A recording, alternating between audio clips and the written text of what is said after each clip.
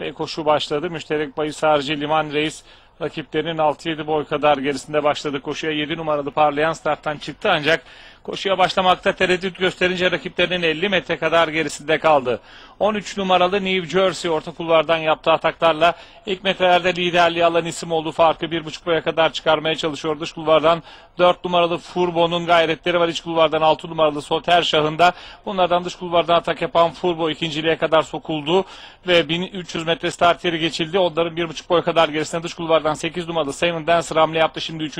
yeri 1200 geçilirken o kaptı. Onların yarım boy kadar gerisinde 6 numaralı Soter Şah. Dışlarında 5 numaralı Leonidas onların 1 boy kadar gerilerine, hatta şimdi dışlarına kadar çıktı.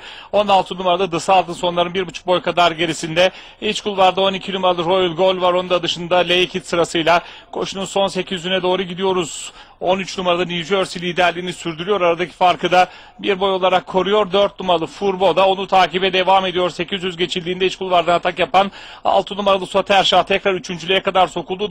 Dış kulvardan 4.lüğe de 5 numaralı Leonidas'ın girdiğini görüyorum. Daha sonra 12 numaralı Royal Gold ve 8 numaralı Seven Dancer sırasıyla son düzlüğe doğru ilerliyoruz. 13 numaralı New Jersey startla birlikte aldığı liderliğini düzlüğe kadar taşıdı. Aradaki farkı yarım boy olarak koruyor. Dış kulvardan atak yapan 4 numaralı Furbo aradaki farkı kapatmaya çalışırken iç kulvardan 6 numaralı Soter Şah'ın da gayretleri var. Koştuğu son 200'ü geçirmek üzere. Pistin ortasında 13 numaralı New Jersey yarım boy farklı liderliğini koruyor. Son 200 geçirirken iç kulvardan atak yapan 6 numaralı Soter Şah onu yakalamaya çalışıyor. Rakibine direniyor 13 numaralı New Jersey. Hatta sonlarda farkı 2,5-3 boya kadar çıkarıyor ve koşuyor. 13 numaralı Soter Şah kazanıyor koştuğun ikincisi.